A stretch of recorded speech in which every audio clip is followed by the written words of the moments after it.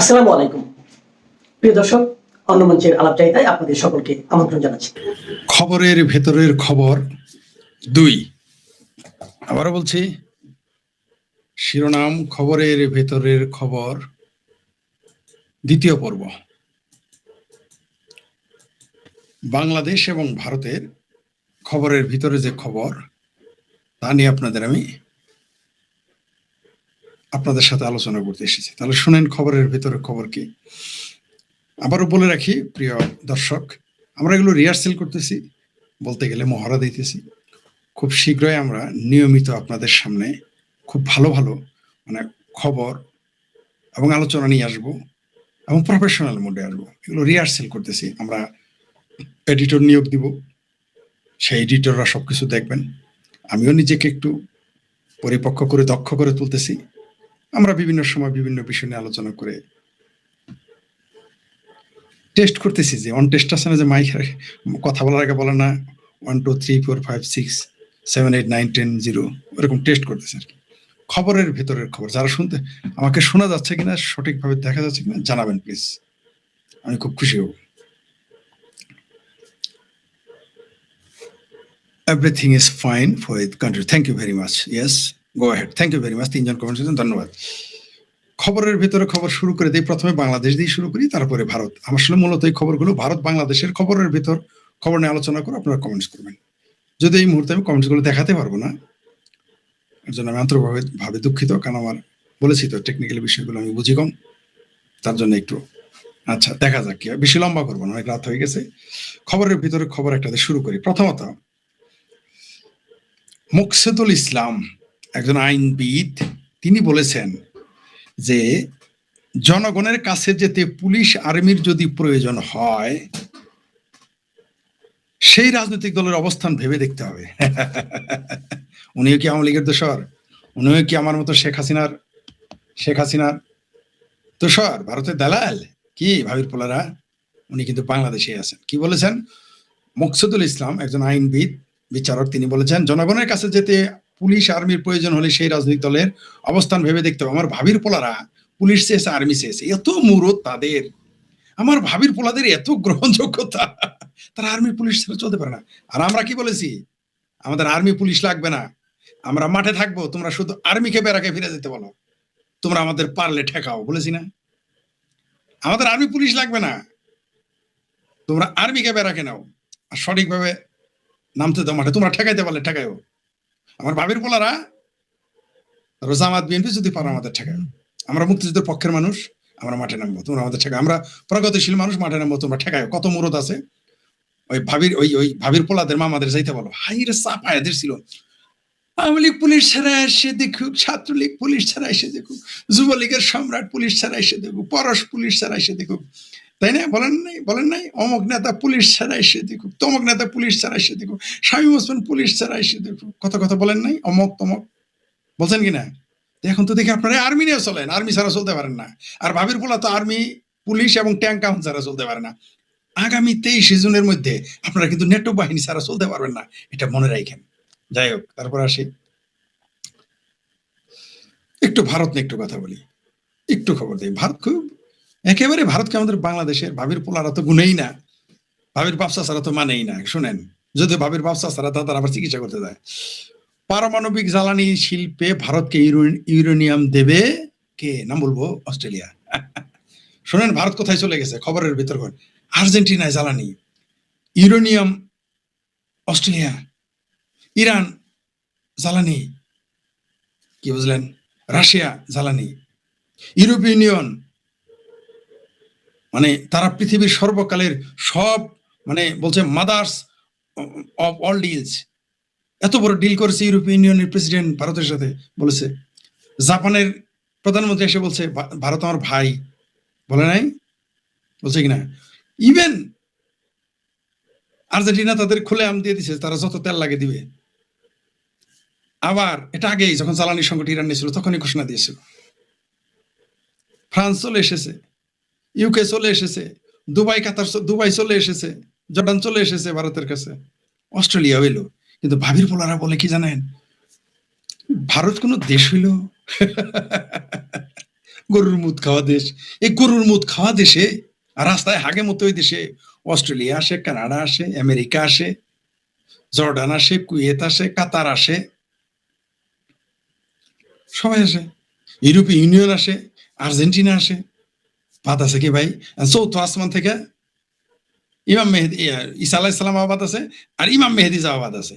ওটাও আসলে ভারতের পক্ষেই থাকবে, নিশ্চিত থাকেন, যেভাবে চলতেছে। ইসরায়েলও ভারতের বন্ধু। কি বুঝলেন? এই যে আরেকজন আছে না, ওই যে মালদ্বীপের মুজ্জা, কয়দিন খুব চেঁচামেচি করলো, ভারত ক্যান করেঙ্গা, ত্যান করেঙ্গা, এটা করেঙ্গা, ওইটা করেঙ্গা। তারপরে পানির জন্য কিন্তু ভারতের পায়ে ধরে আর কুল পায় নাই। এই মালদ্বীপ এত বড় ফাল পারাপারি করছে। আবার বিএনপি এত, আমার ভাবির পোলারা, ঢাকা না দিল্লি, ঢাকা না দিল্লি। তারপর আমার ভাবির পোলারা কি করেছে জানেন?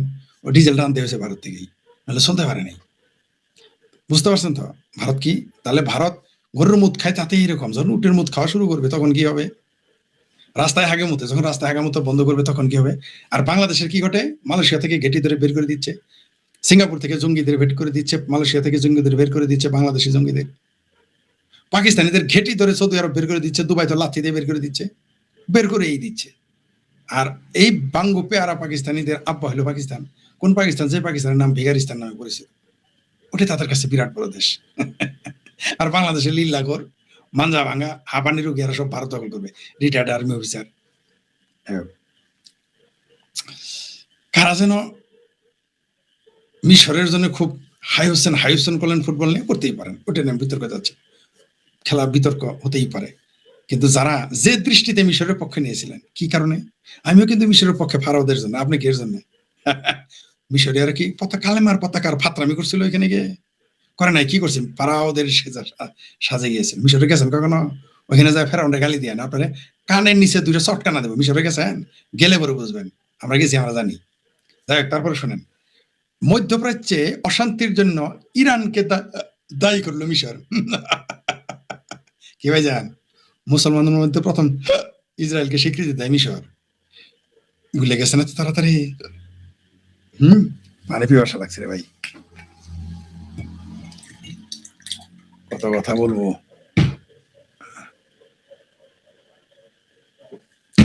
তো কোন মিশর কি বলছে? ইরান দায়ী।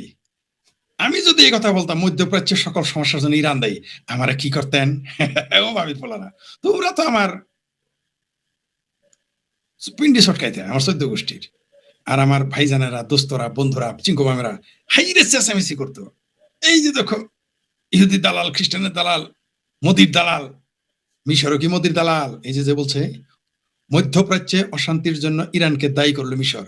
এবার কি বলবো ভাবির বলারা? খবরটা কি দেখছ? শোনার একটা কথা বলি, ওই গাজাতে কিন্তু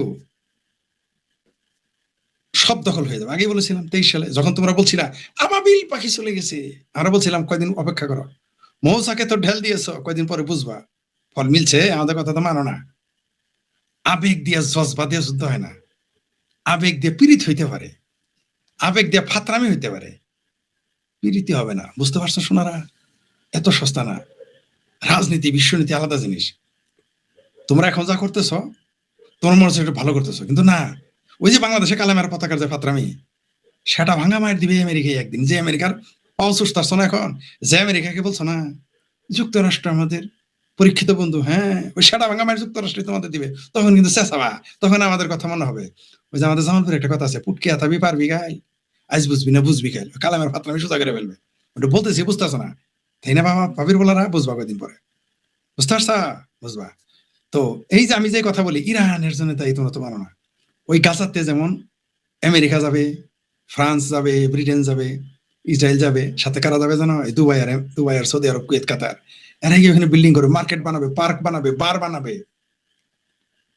নিশ্চিত থাকো, স্টেডিয়ামও হইতে পারে। নিশ্চিত থাকো ভাবির পোলারা, গাজা গেয়া লেবাননও যাচ্ছে, সিরিয়াতে তোমাদের হাত ছাড়াই। বুঝতে পারছো ভাবির পোলারা? আমরা পাশের কথা আগে কই, তার জন্য আমরা শয়তান কও। দুষ্ট লোকেরা জিন্দা পীর বলে, আল্লাহ রলিয়া বলে, মাঝে মাঝে যায় গান শোনা। পরের লাইনে যাই।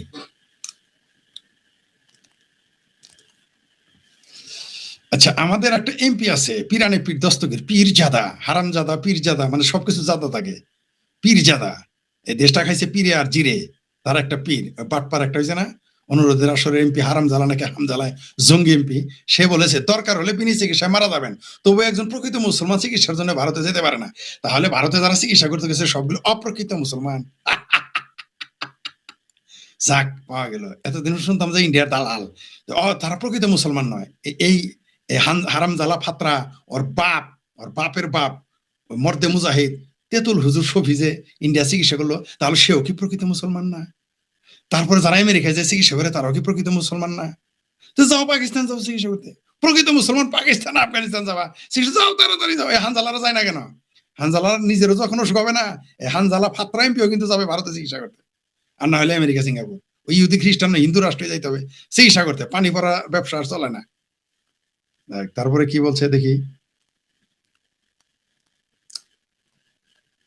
তারপর আর কি খবর আছে? বেশি সময় নেব না, কারণ অনেক রাত হয়ে গেছে।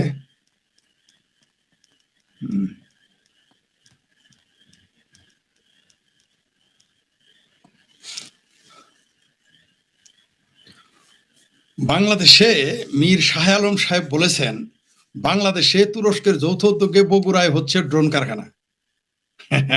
মানে জঙ্গিদের আসল ঘাঁটি হতে যাচ্ছে বগুড়া, ইন্টারন্যাশনাল জঙ্গিদের আর কি। এমন সেটা ভাঙা মায়ের খাবে বগুড়ায়, কিন্তু বিমান হামলাটা হবে।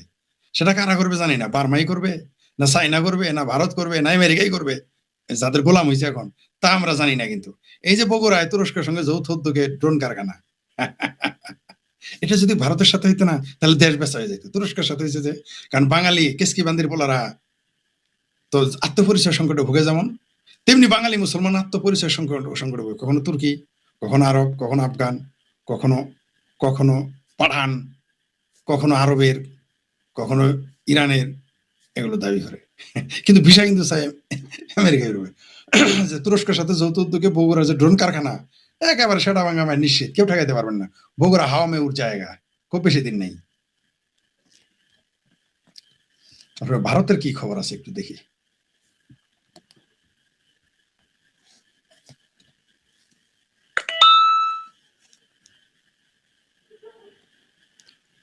আমাদের সরিষাবাড়িতে একজন মা মামলা করেছিলেন যে প্রকৌশলী ছেলেকে গ্রেপ্তার করা হয়েছে, যদিও সেটা নিয়ে বিতর্ক আছে।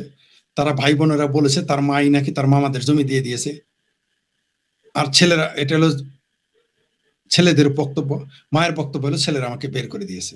মানে একটা সংশয়ের বিষয় রয়েছে। তবে ওই মাও কম দায়ী নয়। সন্তান কেন তার সন্তানকে তিনি সুশিক্ষা দিতে পারেন না, যত এখন বুকে কোরআন শরীফ নিয়ে সরিষাবাড়ি থেকে বের হয়ে যান পোগল দিঘা থেকে, কিন্তু এটা একটা বাটপারে। আপনার সন্তানকে আপনি সুশিক্ষা দিতে পারেন না, এটা আপনি ব্যর্থ। আপনার সন্তানটা দোষী, কোনো সন্দেহ নেই। আপনাকে বের করে দিয়েছে, যে কোনো মূল্য দেখ বের করে যদি দিয়ে থাকে, এটা অবশ্যই অন্যায় করেছে, কিন্তু এর জন্য আপনাকে দায়ভার নিতে। আপনি কেমন মাতা, আপনাকে বের করে দেয়? আপনি কেমন মা, আপনাকে সন্তান বের করে দিল কেন? নিশ্চয়ই আপনার শিক্ষার ত্রুটি আছে, এটাও আপনাকে স্বীকার করতে হবে। তবে এটা অন্যায়, মাকে বের করে দেওয়া অবশ্যই অন্যায়। গ্রেপ্তার হয়েছে। এরা আবার বলেছে মামুরা, বুঝছেন, মামুরা, এদের ধারণা তার মামুরা অদ্ভুত ব্যাপারের মামুর নাম আমার ফরিদ, এর ইজ্জতটা মেরে ফেলেছে আমার। তার মামুর নাম নাকি ফরিদ চেয়ারম্যান, বুঝতে পারছেন? না ভাই, আমি কোনোদিন ওই বোনের ওই বুদ্ধি দিব না যে ভাগ্নেদের সম্পত্তি না দিয়া তুমি আমার কাছে আসো। জিন্দেগিতে এই বুদ্ধি কোনো মামা, আমার মতো মামারা দিবে না, কংস মামারা দিতে পারে, এটা আমার পক্ষে সমান। আমার যদি থাকে ভাগ্নেদের দিব, কিন্তু দিব না, ঠিক আছে? এটা সম্ভব না। কিন্তু যিনি এটা করেছেন, এই যে মামলা, এটা নিয়ে রহস্য রয়েছে। যাই হোক, দুঃখজনক, আমাদের সরিষাবাড়ির জন্য এটা একটা দুঃখজনক ঘটনা।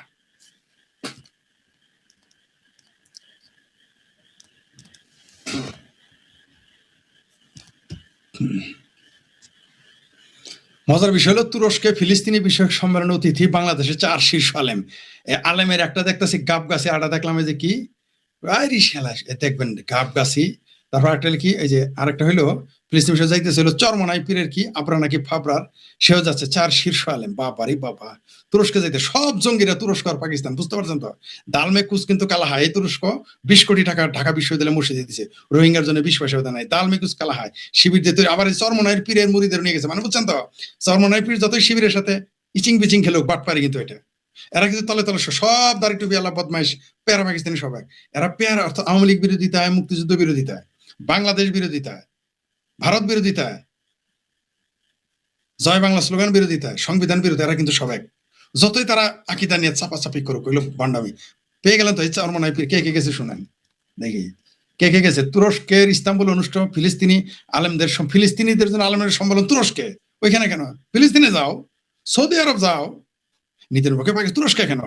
অথচ এই তুরস্ক কিন্তু ইসরায়েলের সকল জ্বালানি সরবরাহ করে, এবং এই তুরস্কের প্রথম ব্যক্তি মুসলমান, প্রথম তুরস্কের দোকান যে নেসেট, এই ইয়ার ইসরায়েলের সংসদে গিয়ে ভাষণ দেওয়ার লোক, এবং এই তুরস্ক স্বীকৃতি দিয়েছে।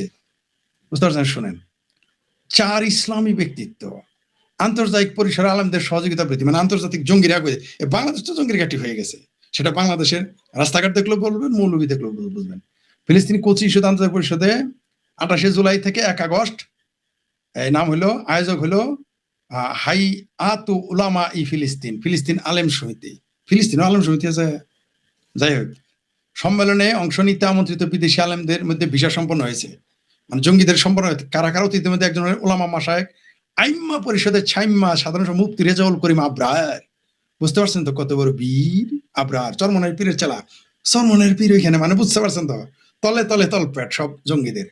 অনুষ্ঠানের মধ্যে হলেন বেফাকুল মাদারিসিল আরাবিয়া বাংলা মাওলানা ফজলুল হক, রাজধানীর জামিয়া রহমানে আরাবিয়া মোহাম্মদ মুফতি হিফজুর রহমান, এবং বাংলাদেশ মুসলিম কাউন্সিল সভাপতি মাওলানা খালিদ উদ্দিন আইয়ুবী। যে এরকম দেখবেন ঠোঁটে সবসময় লিপস্টিক লাগায় রাখে। বুঝতে পারছেন? এই 4 জঙ্গি যাচ্ছে, মানে ওইখানে নতুন একটা প্ল্যান করতেছে যে ভাই তোমরা জামাতের আকীদা নিয়ে টানাটানি করো না, তোমরা যতই আকীদা নিয়ে টানাটানি করো জামাতের সাথে মিল হয়ে থাকো, মুক্তিযুদ্ধ বিরোধিতা করতে হবে, পাকিস্তানের পক্ষে থাকতে হবে, ভারত বিরোধিতা করতে হবে, শেখ হাসিনার বিরোধিতা করতে হবে, আওয়ামী লীগের বিরোধিতা করতে হবে, বঙ্গবন্ধু বিরোধিতা করতে হবে, ভারতের সংবিধান বিরোধিতা করতে হবে, পাকিস্তান এবং আমেরিকার দালালি করতে হবে। রেডি থাকো, ওইখানে গিয়ে পার্সেন্টেজ ভাগাভাগি হবে তুরস্কে গিয়ে। এই জন্য এই 4 মৌলবী কিন্তু যাইতেছে। ফিলিস্তিনি বলে কিছু না, পুরো গাজা খালি হয়ে গেছে। তুরস্ক কোন কচুটা করলো, ইরান কোন কচুটা করলো, ইরানের গোয়া কালে আর বিলে তুরস্কে মিটিং করতেছে। বুঝতে পারছেন তো? গাজা কিন্তু হাওয়া, কয়েকদিন পরে লেবানন যাবে, খোদ তুরস্ক একদিন যাবে হাওয়া মে, নিশ্চিত থাকেন। তারপরে দেখি একটু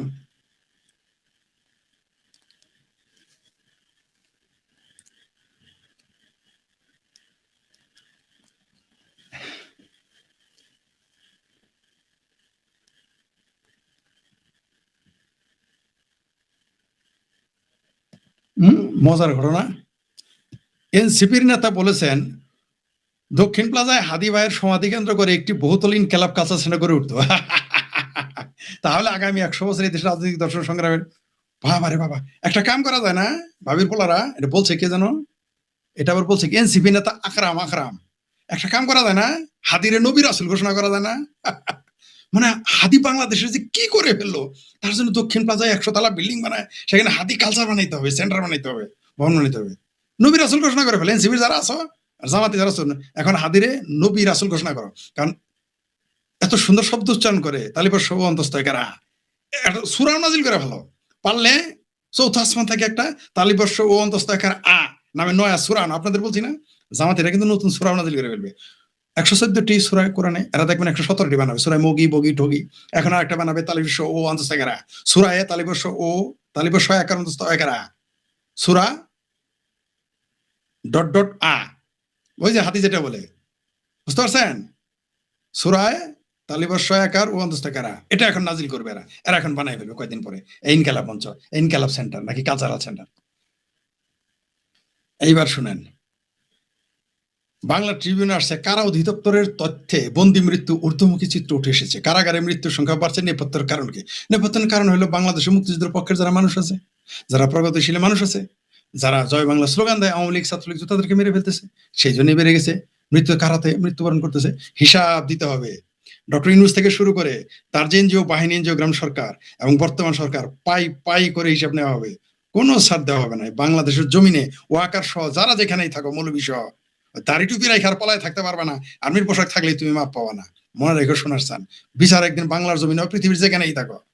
মইনুদ্দের কিন্তু এখন হার কিন্তু খুঁজে পাওয়া যায় না। আমি ওয়াকারকে বাংলাদেশে একদিন খুঁজে মনে রাখবে না, বিচার একদিন এই বাংলার জমিনে হবে যারা এই কারাগারে হত্যা করতেছে।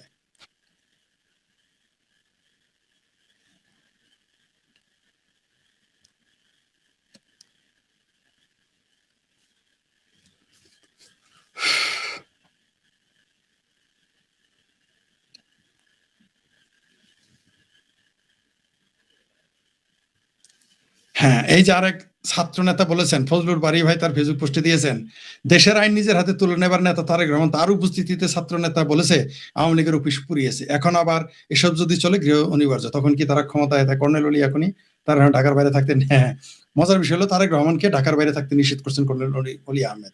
আমরাও কিন্তু বলেছিলাম তারেক রহমানের ভাগ্য কিন্তু বেনজির আহমেদের মতো হইতে পারে।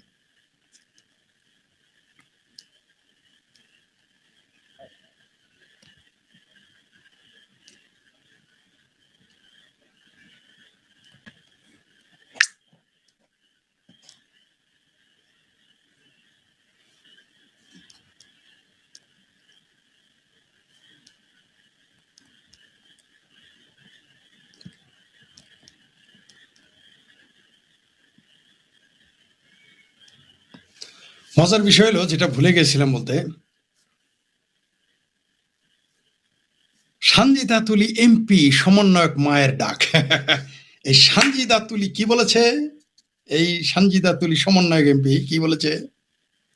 সানজিদা তুলি, পিটার হাস আমাদের কাছে রিয়েল হিরো, তাকে ছাড়া জুলাই আন্দোলনের ভিক্টোরি সম্ভব ছিল না। আবার বলি, পিটার হাস আমাদের কাছে, মানে যে জুলাই সন্ত্রাসীদের মায়েদের কাছে, মানে এনসিপির মায়েদের কাছে পিটার হাস তাদের কাছে, আমাদের কাছে রিয়াল হিরো, তাকে ছাড়া জুলাই আন্দোলনের ভিক্টোরি সম্ভব ছিল না। কি দাঁড়াইলো? আমরা তো এই কথাটা আগেই বলেছিলাম। কি সিংহবাম ভাইয়ের আমার খুব তো আমাদের সাথে চেঁচামেচি করেছিলেন, না না এটা আওয়ামী লীগের দুর্নীতি, আওয়ামী লীগের সন্ত্রাস, আওয়ামী লীগের কি কেচাল, আওয়ামী লীগের অগণতান্ত্রিক ব্যবস্থার জন্য জুলাই আন্দোলন ঘটেছে। এখন কি হয়েছে? আমরা তো এই কথাই বলেছিলাম। এমনকি আপনাদের আব্বা পিনাকি, মহামান্য পিনাকির গুরুজুই, কি নাম, ফ্রড মাজার, কি বলেছিল, যেটা তো আমেরিকায় ঘটিয়েছে, বলে নাই? এখন এই যে মার্শাল এমপি সাহেবেরাই বলতেছে, এই জুলাই সন্ত্রাসীদের আম্মা নামক এমপিরাই বলতেছে, এই যে সানজিদা তুলি এমপি সাহেবা বলিয়াছেন, কি বলেছেন, যে পিটার হাস হচ্ছে রিয়াল হিরো, তাকে ছাড়া জুলাই আন্দোলন প্রস্তুতি সম্ভব ছিল না। এই কথা তো আমরা বলেছি। আমরা যখন বলেছি তখন বলেছিলাম আমরা আওয়ামী লীগের দালাল, ভারতের দালাল, বলেন নাই? ইহুদি দালাল, খ্রিস্টানের দালাল, হিন্দুর দালাল, বলেন নাই? এখন তো আপনাদের লোক তারা বলেন। আমরা জানতাম যে এটা একটা বাটপারি চলতেছে, কিন্তু আমাদের মহান বাম বিপ্লবীরা বুঝতে পারে নাই, কারণ তোর বেশি পণ্ডিত্যের ছুটে ভরে নিচে হয়ে গেছিল, বুঝতে পারে নাই তখন। এবার একটু আসি, মজার বিষয় হলো, পাকিস্তান আফগানিস্তান টুকাটুকি, বাংলাদেশ ভারত টুকাটুকি লাগে লাগে, খেলা কিন্তু অন্যদিকে জমে গেছে। ইরান তামা, আবার কিন্তু ইরানের চাবাহার বন্ধন ঘুরিয়ে দিয়েছে, ঠিক আছে? অবশ্য সেখানে ভারতেরও বিনিয়োগ ছিল, এই জন্য হয়তো বাংলারা একটু খুশি হইতে পারে। ওইখানে চাবাহার বন্দরে কিন্তু ভারতের সবচেয়ে বেশি বিনিয়োগ, সেটা ঘুরিয়ে দিয়েছে আমেরিকা। এবার একটু খুশি হওয়ার কথা, তাই না? কারণ তুমি ভারতের বিনিয়োগ, খুশি হবে না বাঙ্গুরা? এবার আমাদের বলো, আমরা আমাদের লস হয়েছে, বলো বলো, আমরা তো ভারতে বলে বলে বলে এটা বলতে পারো না?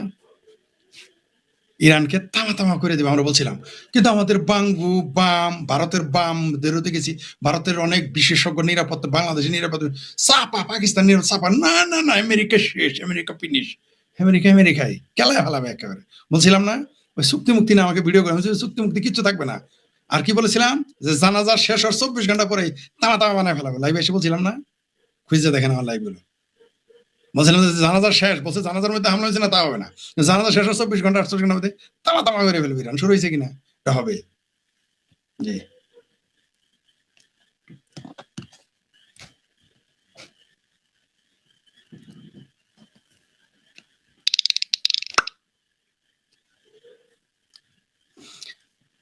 আমাদের সাংবাদিক মাহবুব কামাল, বয়স্ক, যিনি আগে যার, তিনি বলেছেন যে তিনি একটা সম্ভবত তার টিভির সাক্ষাৎকারে এটা আসছে, আমেরিকার বিরুদ্ধে বলে শেখ মুজিব শেখ হাসিনা কেউ টিকতে পারে নাই। জি, এটাই সত্য।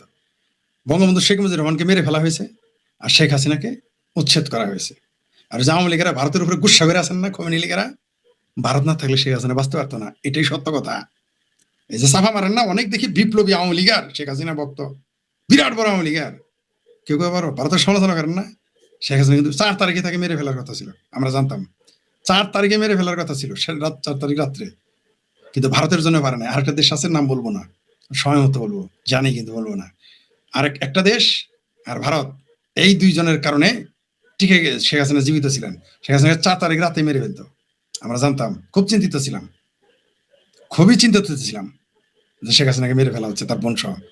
কিন্তু ভারত সহ আরেকটি দেশ রক্ষা করেছে তাকে। চাপা যতই মারেন, আওয়ামী লীগের কেউ দেখি খুব চাপা মারে, সারাদিন ভারতের সমালোচনা করে। ভারত না থাকলে শেখ হাসিনা জিন্দা বাঁচতে পারতো না। এবং ভারত আপনাদের পাশে না থাকলে যতই ভারতের সমালোচনা করেন, ভারতের দেখি নিয়ে বিনিয়ে কত লোক কত কথা বলে, এতই নিয়ে বিনিয়ে দেখায় না। ভারত ছাড়া কেউ নাই শেখ হাসিনার পাশে। কোন মুসলিম রাষ্ট্র একটা আসবে না, ইরানের জন্য যতই হাই হোসেন করেন, মিশরের জন্য যতই ভালো, কোন মুসলিম রাষ্ট্র শেখ হাসিনার পক্ষে আসে নাই, আসবো না। ভারতই ছিল, ভারত না থাকলে মারা যাইতো নেত্রী, এটা জানেন আপনারা? আমরা ভারতের প্রতি কৃতজ্ঞ, যেমন ৭১-এর কারণে, তেমনি ভারতের প্রতি কৃতজ্ঞ শেখ হাসিনাকে জীবিত রাখতে সহযোগিতা করেছে, সেই জন্য কৃতজ্ঞতা প্রকাশ করি। তারপর আওয়ামী লীগের লোক আমাদের গালি দেয়, অন্যের কথা কি বলবো? বিএনপি, জামাত, হেফাজত, ভাবির পোলাদের কথা, ভারতীয়রাই আমাদের, আওয়ামী লীগের কিছু কিছু লোক আমাদের গালি দেয়। এটা জানেন? শেখ হাসিনা রক্ষা পাইতেন, জানে বাঁচত না। এমনকি যে আওয়ামী লীগের নাম ঠাম যখন নেওয়া হইতেছে, এই যে কারো চাপাও খুঁজে পাওয়া যেত না, আর এমনি তো খুঁজে পাওয়া যায় নাই। ৪ তারিখের পরে কারা ৫ তারিখে ছিলেন আমরা কিন্তু জানি, বিশেষ করে আমি কিন্তু খুব ভালো করেই জানি কারা কারা কথা বলছেন, বা এখনো তো কত মর্দে মুজাহিদ দিয়ে কথাই বলে না আওয়ামী লীগের। যাই হোক, অন্য বিষয়। মজার বিষয় হলো জামাতের এমপি, জামাতের সদস্যগণ বলে যে ১১ দলকে হারানোর ষড়যন্ত্রে অন্তর্বর্তী সরকার ছিল। বুঝতে পারছেন এখন ইউনূসের যার বিলাই তারেক ম্যাও, এই তারেক রহমানের নাকি জিতাই দিছে অন্তর্বর্তী সরকার, জামাত নাকি ক্ষমতায় যাইতো গা। সুষ্ঠু, এরাই না বললো সুষ্ঠু নির্বাচন হয়েছে, জামাত বলেছে ঐতিহাসিক নির্বাচন, নির্বাচন কমিশনার বলেছে ঐতিহাসিক নির্বাচন, সেনাবাহিনী ওয়াকার বলেছে ঐতিহাসিক নির্বাচন, ইউনূস বলেছে ঐতিহাসিক নির্বাচন। এখন জামাতের লোক হইতেছে, জামাতের সাদা শকুনটা বলতেছে ১১ দলকে হারানোর ষড়যন্ত্রে অন্তর্বর্তী সরকারও ছিল। অবশ্যই নাটক, এগুলো আমরা জানি। এগুলো খালাতো ভাইয়ের ঝগড়া, জমি নিয়ে আর কি, মামাতো ভাই, ওগুলো মামা ভাইনের ঝগড়া, আমরা জানি এগুলো নাটক। তাও একটু জানাইলাম আপনাদের আর কি।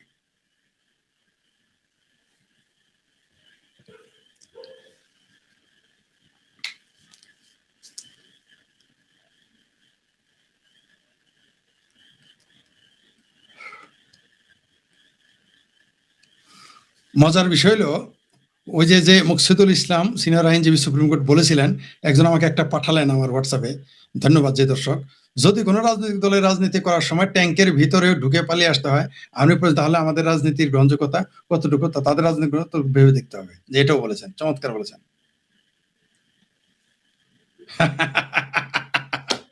উমামা ফাতেমা, দাতাল আছেন, একটা দাতাল, আমার ভাবির মেয়ে, গাল এরকম ছিল, পেটটা এরকম ছিল, এখন মোটামুটি দাঁতের মধ্যে মোটামুটি আর কি কি যেন লাগায়। যাই হোক, তিনি বলেছেন জুলাই আন্দোলন করে আমি প্রতারিত হইনি, কারণ আমি আগেই জানতাম এটা জামাত শিবির আন্দোলন। এই কথাটা তো আমরা বলতাম যে এটা জামাত শিবির, 2018 সালে বলছিলাম কোটা বিরোধী তথাকথিত আন্দোলন, এটা জামাত শিবির আন্দোলন, তখনই তো জানতাম, আমরা তখনই বলেছি। তখন আওয়ামী লীগের তো বিশ্বাস করাইতে পারিনি, বিএনপি তো দূরের কথা, অন্যদের তো আওয়ামী লীগে বিশ্বাস করে নাই।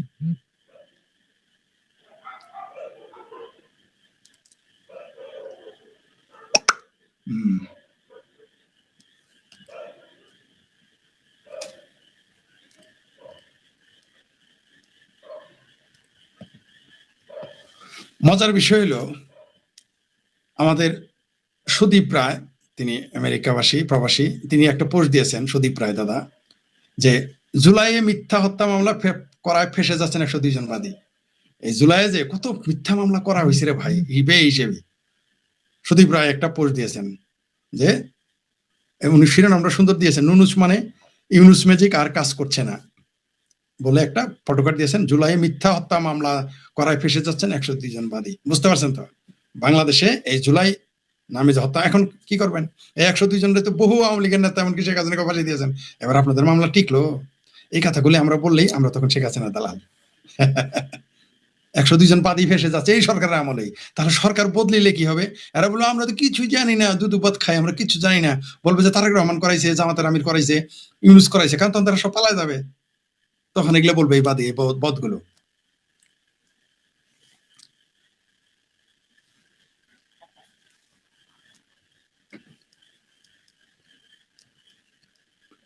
অনেকক্ষণ হয়ে গেল, ধন্যবাদ আপনাদের।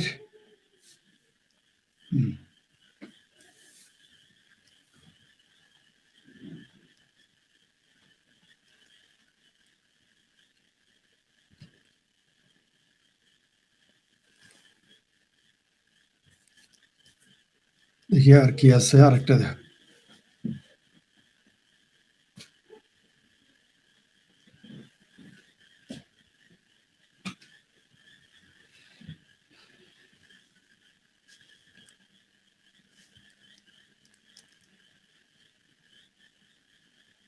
মজার বিষয় হলো, এবং খুবই দুঃখজনক, আসামিকেই পিটিয়ে, যে ডিবিসি নিউজে আসছে ৩ ঘন্টা আগে, অদ্ভুত ব্যাপার, যে আসামি ঘুষিয়ে আদালতে থানার ভিতরে পুলিশকে পেটাচ্ছে। কোনো কথা? পুলিশের থানার ভিতরে পিটাইতেছে, নিজের মাথা নিজে ফাটালো আসামি, মার খেলো পুলিশ, শিরোনামে আসছে দেখেন।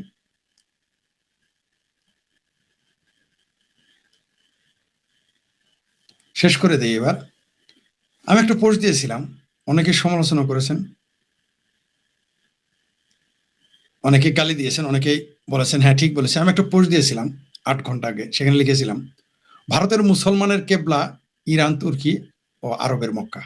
আবার বলছি, ভারতের মানে অধিকাংশ, সবার না, অধিকাংশ ভারতের মুসলমানের কেবলা ইরান, তুর্কি ও আরবের মক্কা।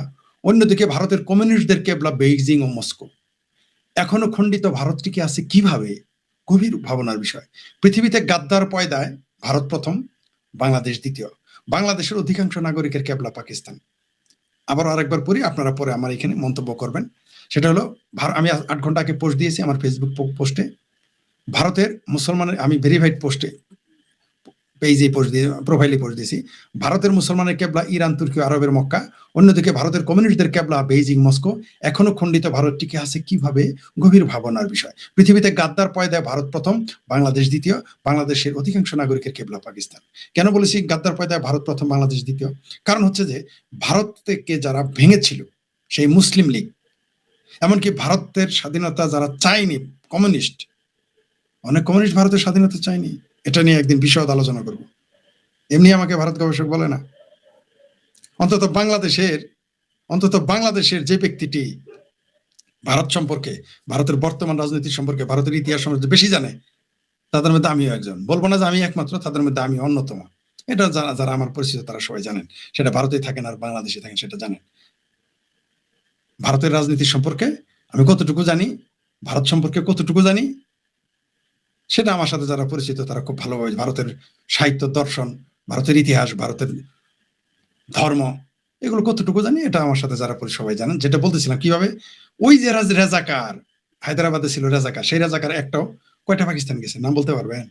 যদি 1 লাখ রেজাকার থাকে তাহলে হয়তো একটা বা দুইটা গেছে। আর যত ভারতীয় মুসলমান যারা পাকিস্তান চেয়েছিল, জান মাল সব দিয়েছে এবং জান নিয়েছে, তারা কিন্তু পাকিস্তানে নয়, ভারতে থেকে গেছে। বরং যারা গিয়েছিল তাদের মধ্যে থেকে প্রায় 10-12% ফেরত আসছে। প্রায় 95%, 94 থেকে 95% যারা পাকিস্তান চেয়েছিল তারা যায়ই নাই, তারা সব ভারতে। তাহলে কি ভারত গাদ্দার পয়দায় শ্রেষ্ঠ না? কারণ তাদের আন্ডা বাচ্চা এখন হয়েছে। আর বাংলাদেশ গাদ্দার পয়দায় ব্যস্ত কিভাবে? 71 সালের মুক্তিযুদ্ধে 30 লক্ষ মানুষ মারা গেল, অগণিত নারী ধর্ষিত হলো, অগণিত নারীর সম্ভ্রম এবং 30 লক্ষ মানুষের রক্তের বিনিময়ে কেনা আমার বাংলাদেশ। সেখানে দেখবেন পাকিস্তান প্রেমে গিজগিজ করে রাজাকার আলবদর এখন ক্ষমতায়। সরকারি দলেও তারা, বিরোধী দলেও তারা। অদ্ভুত ব্যাপার, এখান থেকে আওয়ামী লীগ নিষিদ্ধ। কি বুঝলেন? তাহলে গাদ্দার পয়দায় বাংলাদেশ দ্বিতীয়। আসলে বাংলাদেশকে প্রথম বলা উচিত, কিন্তু এখনো বললাম না, অন্তত প্রথম স্থানটা ভারতকে দিলাম। ভারতে এরকম গাদ্দারের আছে, সব মুসলিম লীগ, হয় কমিউনিস্ট হয়েছে, সিপিআইএম হয়েছে, সিপিআই তখন সিপিআইএম ছিল না, সিপিআই। কমিউনিস্ট গাদ্দার কেন বললাম? 62-62তে তারা কার পক্ষে ছিল?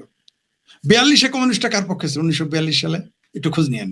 1942 সালে কমিউনিস্টরা কার পক্ষে ছিল? কংগ্রেস কার পক্ষে ছিল? 1962 সালে কমিউনিস্টরা কার পক্ষে ছিল? ভারতের কমিউনিস্ট পার্টি সিপিআই কেন ভেঙে গিয়েছিল জিজ্ঞেস করেন। সেই জন্য বলেছে মক্কা, মস্কো আর বেজিং। যাই হোক, এই গাদ্দাররা ভারত বাংলাদেশকে অস্থিতিশীল করে তুলেছে। তা না হলে এই বাংলাদেশ আর ভারত যদি গাদ্দার পয়দায় প্রথম দ্বিতীয় না হতো, এরা পৃথিবী শাসন, অলরেডি ভারত পৃথিবী শাসনের দিকে যাচ্ছে, আর বাংলাদেশ পৃথিবীতে ডেভেলপ হতে ছিল, সেগুলো ধ্বংস হয়ে গেছে, আমরা অনেক উপরে থাকতাম। কিন্তু গাদ্দারদের জন্য আমরা পারবো না। এই বাংলাদেশে এই পাকিস্তানের এমপি সংসদ দ্বারাই বলেছিল হামে বাংলাদেশ বানাদো, হামে বাংলাদেশ বানাদো। আর আমরা এখন শ্রীলঙ্কার পিছনে, উগান্ডার পিছনে রপ্তানিতে। আমরা কোন বাংলাদেশকে কোথায় নিয়ে আসলো এই জুলাই সন্ত্রাসীরা? 5ই আগস্টের পরে 2024 সালের এই জুলাই জঙ্গিরা বাংলাদেশকে কোথায় নিয়ে গেছে দেখেন। যে এখন আমরা উগান্ডারও নিচে রপ্তানিতে, শ্রীলঙ্কার পিছিয়ে পড়ে গেছে। যে শ্রীলঙ্কাকে জননেত্রী শেখ হাসিনা এবং আওয়ামী লীগ সরকার, আপনি আওয়ামী লীগ সরকার সমালোচনা করেন, ভালো কথা, তার যে নির্বাচনের সমালোচনা ছিল, আইনের সমালোচনা ছিল, নির্বাচন নিয়ে, তারপর আইন শৃঙ্খলা, বিভিন্ন দুর্নীতির সমালোচনা, কিন্তু যেটা সত্য সেটা বলবেন না। $200 মিলিয়ন যাকে ধার দিল, সে আজকে এখন উন্নয়নশীল রাষ্ট্রে পরিণত হয়ে গেল, আর আমরা এখন আস্তে আস্তে করে শিল্প কারখানা বন্ধ হচ্ছে। যাও কিছুটা কমেন্ট পড়ি দেখি কি হয়। অবশ্য কমেন্ট দেখাইতে পারতেছি না আমি, তবু 2-1টা বলি। জি হ্যাঁ দাদা, ক্লিয়ার শোনো? জি জি জি। খুবই কষ্ট লাগে যখন সব হিসেব মিলিয়ে দেখি আমাদের সব জন্মভূমি ছেড়ে অন্য কোনো দেশে গিয়ে থাকতে হবে শুধু পরিবার নিরাপত্তার জন্য। দেশে যা শুরু হয়েছে হিন্দুদের উপর কখন জানি দেশ ছেড়ে পরিবারে চলে হ্যাঁ, এটা আমি বলেছি। লিখেছেন কে? Robin Hood. আচ্ছা, আমি তো আগেই বলেছি আপনাদের চলে যেতে হবে খালি পেটে খালি পায়ে। এখন যারা যাবেন কোন রকম বাঁচবেন, পরে যেতে হবে খালি পেটে খালি পায়ে।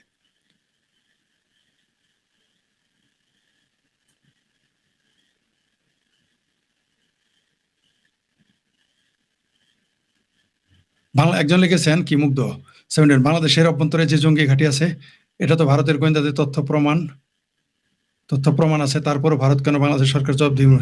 ওটা বাংলাদেশ কেন করতে হবে? বাংলাদেশ সরাসরি যাবে না। জঙ্গি ঘাঁটি আছে বাংলাদেশকে জানানোর কথা জানাইছে, ভারত কেন জবাবদিহি করবে? সারা পৃথিবী দেশে জানিয়ে দিয়েছে।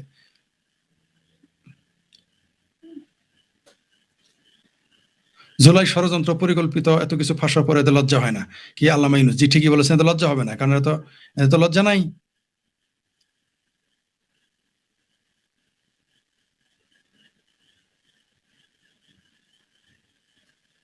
হ্যাঁ, বাংলাদেশের যে কয়টা থানায় হিন্দু ওসি আছে সব জামাত হিসাব নিছে, তাই জামাত তৌহিদি জনতা আর বোরখা জামাতি মহিলা সব পুলিশ পিটিয়ে আহত করে বুকের নিজের মাথা ফাটিয়ে হ্যাঁ তা জানি না ঘটনা কেমন, ঘটনা সম্পূর্ণ পড়ি নাই।